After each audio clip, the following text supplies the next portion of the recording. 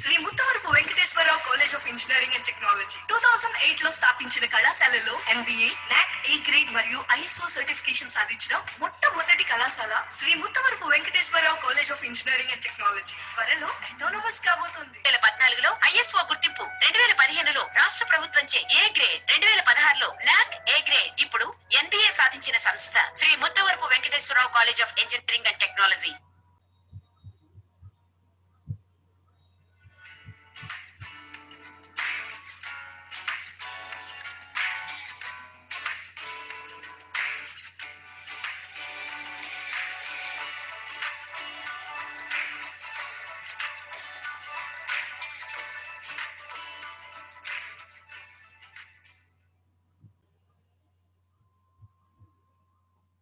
Good morning.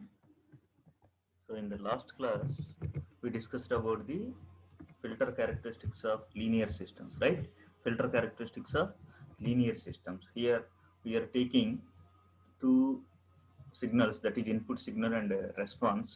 So here we have taken the Fourier transform of the input signal as well as the Fourier transform of the output signal. See, the Fourier transform of the input signal f of t is nothing but f of omega, can be described as integral minus infinity to infinity f of t in t power minus j omega t dt. Similarly, the Fourier transform of the response r of t, that is r of omega, which is represented as integral minus infinity to infinity r of t into e power minus j omega t dt, right? Okay, this is also called a spectral density function, spectral density function of the given function. Okay, spectral density function of the given function, right?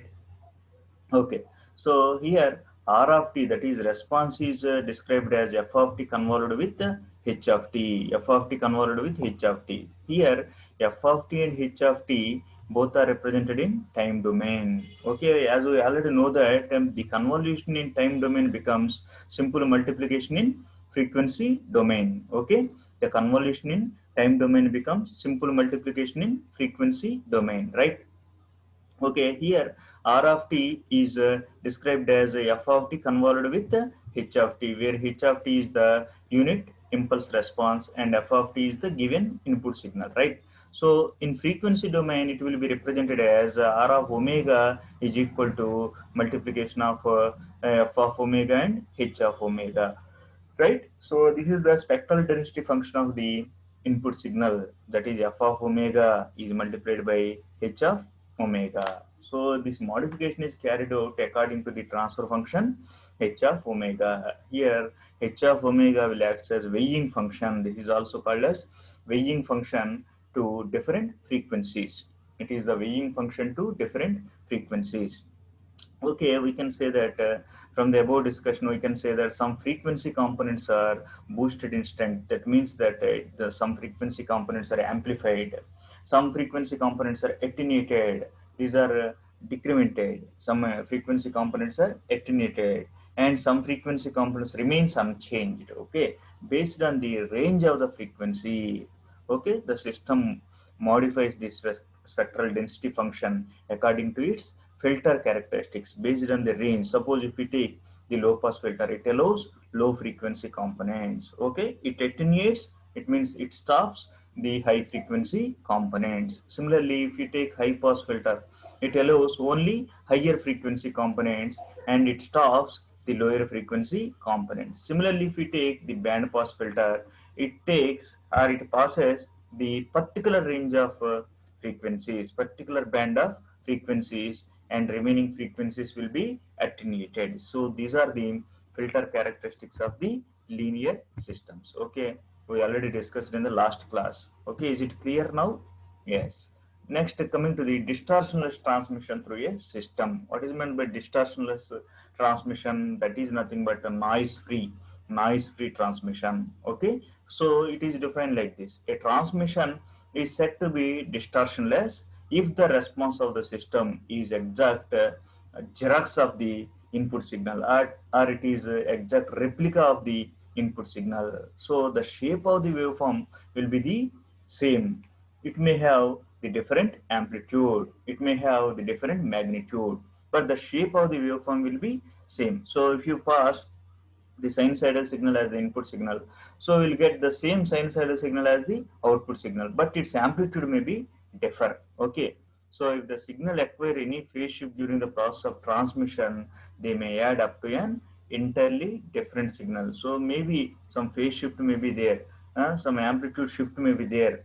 Okay. So but the shape of the waveform will not change. So that is called the distortionless transmission of a system through a system. Okay, so the replica means the Xerox, which is produced by a distortionless transmission system, may have some time delay. So it may have some time delay.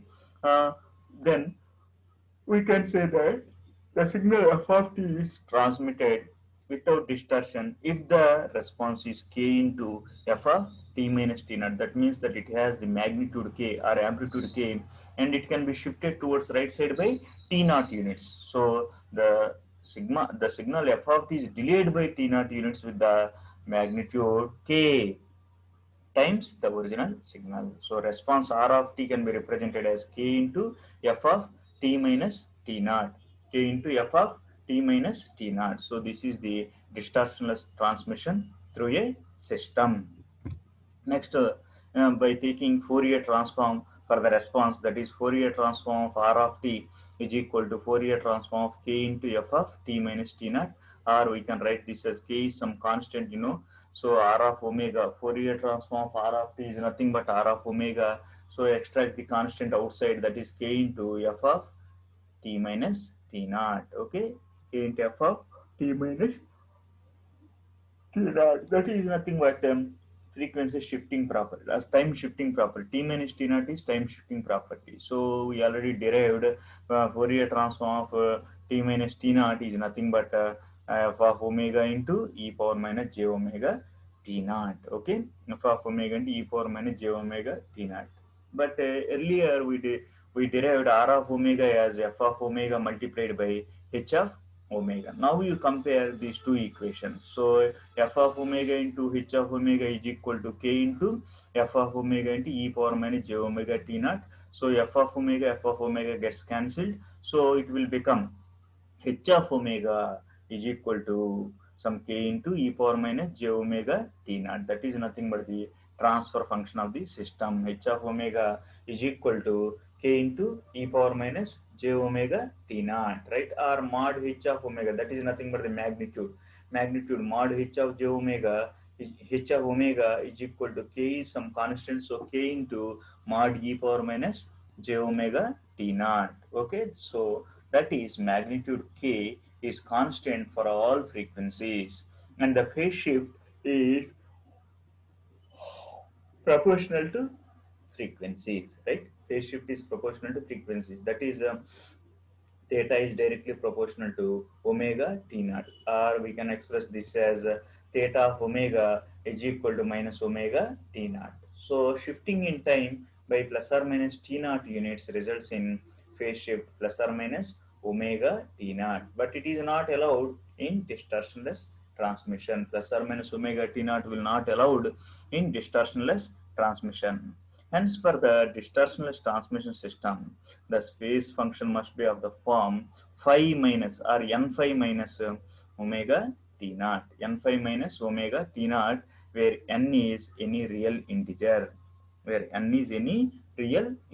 right? So h of omega is k into mod magnitude of h of omega, that is k into magnitude of or mod e power minus j omega t naught, and phase angle theta of omega equal to n pi minus omega t naught. Okay, magnitude and phase can be represented like this. Next, coming to the bandwidth of a system. How it is defined bandwidth? Now, if you take the frequency response of the system, it is drawn between magnitude versus frequency. So, if you take the maximum gain, so here A is represented as the maximum gain. If you draw the 1 by root 2 times of A, that is 3 dB gain, 3 dB gain. So the dotted lines here the dotted line shown here. So the dotted lines curve is nothing but dotted line is nothing but nothing but 3 dB line. So it cuts the frequency response at two places. Okay, So that the first place is represented by omega 1 and second place is represented by omega 2. The difference of these two is nothing but the bandwidth of the bandwidth of a system. So it is defined also like this. It is defined as the interval of frequency is 1 which the magnitude mod h of omega remains within 1 by root 2 times its value at the mid band. Okay, it is also defined or we can say that it is the difference of higher cutoff frequency and the lower cutoff frequency. Here omega 2 is represented by higher cutoff frequency, whereas omega 1 is represented by lower cutoff frequency. So the difference of these two, omega 2 minus omega 1, is nothing but the bandwidth of a system. Okay, so next coming to the energy density spectrum. Energy density spectrum. Energy density spectrum, which is represented by capital E. Energy density spectrum is represented by capital E. Okay, capital E. Okay, suppose if you take any electrical system. Electrical system means it consisting of voltage and current, right? So electrical system may be represent a voltage, a signal. In electrical systems, a signal may represent a voltage or current, or consider a voltage V of t developed across a resistor or producing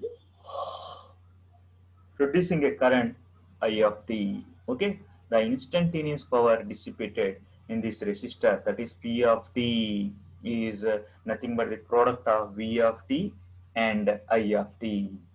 As we already know that V of t is nothing but V is nothing but IR, or we can write this as R into I of t, so that it will become I square R into R, capital R. Or we can write I of t as V of t by R. So already V of t is there. So V of t into V of t, V square of t by R. So we can define the power, instantaneous power P of t as V square t by R or I square t into R. In both the cases, power P of t is proportional to the squared amplitude of a system, squared amplitude. So if we take the voltage, that is V square of t, it is proportional to V square of t. Similarly, if we take the current I square of t, so P of t is proportional to I square of t, that is nothing but the squared amplitude of either voltage or current, right? If R is 1, then it will become P of t is equal to V square of t or I square of t. So that's why we can say in general as P of t is equal to x square of t, where x of t may be either voltage or current, right? So as we already know that non-periodic signals are energy signals. Non-periodic signals. What is meant by non-periodic signal? What is meant by periodic signal? Periodic signal is a signal which obeys the condition, yes, which obeys the condition x of t equal to x of t plus capital T, where t is the fundamental period. Okay, x of t or f of t is equal to f of t plus t, which does not obeys the condition f of t is equal to f of t plus capital T, that is called non-periodic signal. It means that it will not repeat with the fundamental period. Its time period is infinity. Its time period is infinity. That's why it is called non-periodic signal. Or these are also called as energy signals. So energy is calculated for non-periodic signals, right? So the energy of the continuous time signal x of t is defined by capital E, which is represented by limit t tends to infinity integral minus t by 2 to plus t by 2 x square of t dt. Okay, limit t tends to infinity integral minus t by 2 to plus t by 2 x square of t dt, or we can represent this as integral minus infinity to infinity x square of t dt. Similarly, for discrete time signals also, it is defined as E equal to sigma n is minus infinity to infinity x square of n. Okay. Okay. Sigma n equal to minus infinity to infinity x square of n. For continuous time signals, it is represented as integral minus infinity to infinity x square of t dt. For discrete time signals, it is represented as sigma n equal to minus infinity to infinity x square of n, right? So the Fourier transform of x of t is x of omega, or inverse Fourier transform of x of omega is x of t. That is represented as 1 by 2 pi integral minus infinity to infinity x of omega into e power plus j omega t d omega. So let it be considered as equation number 1. So energy E of x of t is given by t equal to integral minus infinity to infinity x square of t dt. But x of t is defined as 1 by 2 pi integral minus infinity to infinity x of omega e power of plus j omega t dt. Substitute that expression in equation number 2 at the place of 1x of t. Okay, at the place of 1x of t. So it will become e equal to integral minus infinity to infinity. Already one x of t is there, that is x of t into another, in the place of another x of t, we are substituting the equation number 1, that is 1 by 2 pi integral minus infinity to infinity x of omega into e power plus j omega t d omega into dt. Now we are interchanging, we have to interchange the intervals. So it will become 1 by 2 pi as constant 1 by 2 pi integral minus infinity to infinity x of omega into integral minus infinity to infinity x of t into e power j omega t dt into d omega. But here we have integral minus infinity to infinity x of t into e power minus j omega t dt is nothing but x of omega. But here e power plus j omega t is there, that's why it is nothing but x of minus omega. So the entire expression becomes E equal to 1 by 2 pi integral minus infinity to infinity x of omega into x of minus omega d omega, right?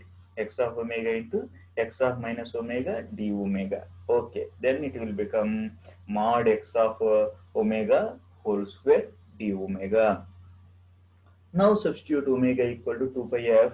So already 1 by 2 pi is there. So 2 pi gets cancelled and it will become integral minus infinity to infinity mod x of omega whole square into df. So this equation states that the energy of a given signal by the area under the mod x of omega whole square curve integrated with respect to frequency mod x of omega whole square curve is integrated with respect to frequency. So this is the energy spectral density function. Energy density spectrum. Okay, energy density spectrum.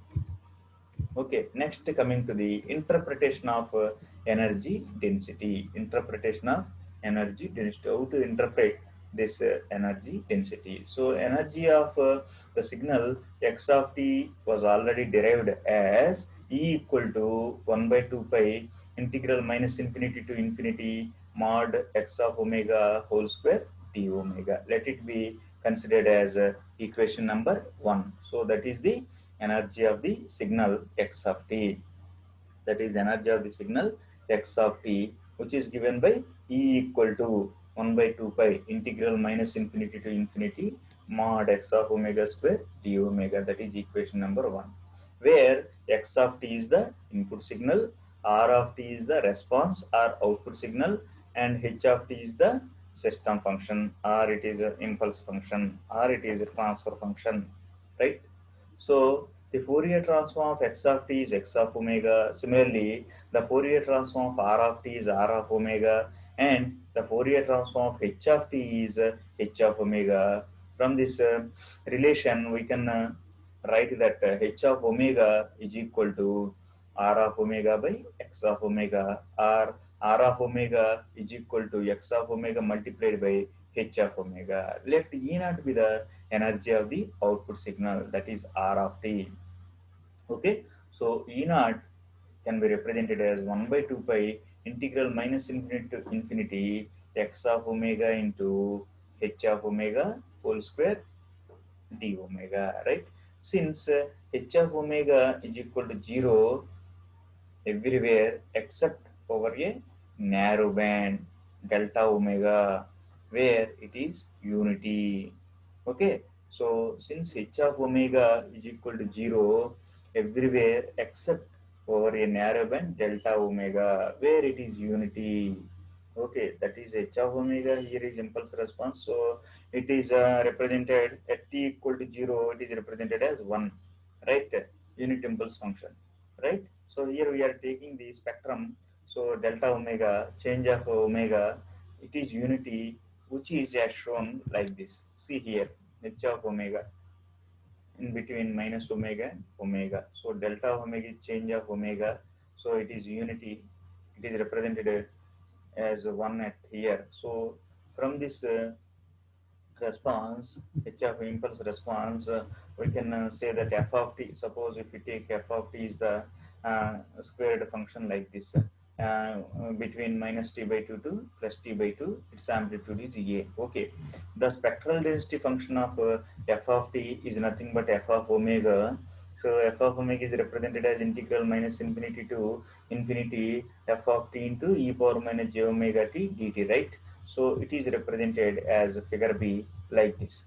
Okay, this is the spectral density function. How to get this spectral density function? Spectral density function is nothing but magnitude function or Fourier transform of the f of t function, right? So okay, we will find out the magnitude function and draw the magnitude versus omega curve. Okay, that curve is represented like this. Next, in figure C, the energy density spectrum E can be represented as mod f of omega whole square, mod f of omega whole square versus frequency, that is represented like this. So mod f of omega whole square versus frequency is represented as figure C, right? So for delta omega tends to 0, for delta omega tends to 0, then E naught becomes 2 times 2 into 1 by 2 pi x of mod x of omega naught square delta omega, or 2 into 1 by 2 pi into mod x of omega naught square into delta omega is replaced by 2 pi f. Omega is replaced by 2 pi f, or 2 pi gets cancelled. So it will become 2 into mod x of omega square into delta f. So therefore, the energy of the output signal is 2 times of mod x of omega naught square into delta f. Sometimes x of omega is called a spectrum of x of t. It is the spectrum of x of t. Therefore, x of omega is equal to integral minus infinity to infinity x of t into e power minus j omega t dt. X of omega equal to integral minus infinity to infinity x of t into e power minus j omega t dt, right? The above equation describes the way in which relative signal amplitude or phase is distributed with frequency. Okay, so that is the above equation, that is x of omega equal to integral minus infinity to infinity x of t into e power minus j omega t dt describes the way in which relative signal amplitude or phase is distributed with frequency. If the amplitude is represented with frequency, then it is called amplitude spectrum. In the same way, equation 1 represents the energy of the signal for different frequencies. Hence, equation number 1 is called as energy density spectrum. Equation number 1 is called energy density spectrum. Okay, that is 1 by 2 pi integral minus infinity infinity mod x of omega square d omega, that is the energy density spectrum. Okay, E naught is the energy of the output signal, that is 2 times of mod x of omega naught square into delta f. Okay, if the amplitude is represented with the frequency, amplitude versus frequency, then it is called amplitude spectrum. If the amplitude is represented as phase angle versus frequency, then that is called phase spectrum, right? So this is about the interpretation of energy density. Okay, next we'll discuss about the, we are going to discuss about the power density spectrum. So far we discussed about energy density spectrum. Now we are going to discuss about the power density spectrum. So energy density spectrum, so the non-periodic signals are called energy signals. So energy is calculated for non-periodic signals, but power density spectrum, coming to the power density spectrum, the periodic signal, we have to consider about the periodic signals. So periodic signals are called power signals. Periodic signals are called power signals. So here power is calculated for periodic signals only, whereas energy is calculated for non-periodic signals only.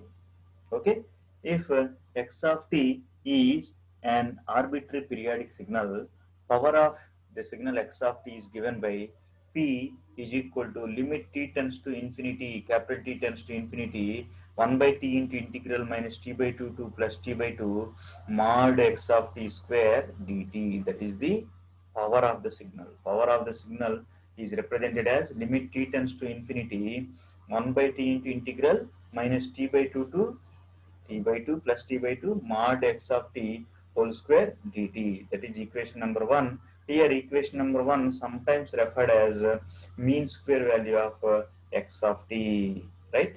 Mean square value of x of t and is denoted by x square of t bar, right? X square of t bar. Okay, so therefore x square of t bar can be represented as p is equal to limit t tends to infinity 1 by t into integral minus t by 2 to plus t by 2 mod x of t square dt. So the power of the signal or mean square value of the signal x of t, both are same. The power of the signal that is represented by p and a mean square value of x of t is also represented by t. So mean square value of x of t is represented as x square of t bar. So x square of t bar is equal to p is represented by limit capital T tends to infinity 1 by t integral minus t by 2 to plus t by 2 mod x square of t or x of t whole square dt, right? This is called power spectral power of the signal or mean square value of x of t.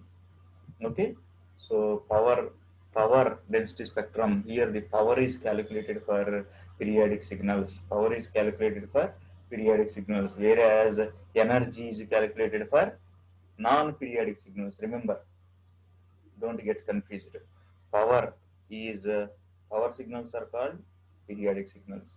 Non-periodic signals are called energy signals. So for non-periodic signals, energy is calculated. For periodic signals, power is calculated. So how the power is represented? Power is equal to limit t tends to infinity 1 by t integral minus t by 2 to plus t by 2 mod x of t square dt. Okay, how the energy is calculated? See, the energy is represented as limit t tends to infinity integral minus t by 2 to plus t by 2 x square of t dt. Or it is represented as integral minus infinity to infinity x square of t dt, whereas power is represented as limit t tends to infinity 1 by t into integral minus t by 2 to plus t by 2 mod x of t square dt, right? That is the difference between these two. Energy is calculated for non-periodic signals, whereas power is calculated for periodic signals. So that is represented. It is also called as power signals are also called as mean square value of x of t. It is also referred as mean square value of x of t. That is represented by x square of t bar. X square of t bar is equal to p is equal to limit t tends to infinity 1 by t into integral minus t by 2 to t by 2 mod x of t square dt, mod x of t square dt. So that is the power of the signal x of t or mean square value of the signal x of t. So power is calculated for periodic signals, energy is calculated for non-periodic signals. With this, we'll conclude this today's session. In the next class, we'll continue. We'll continue the remaining topics. Okay, thank you.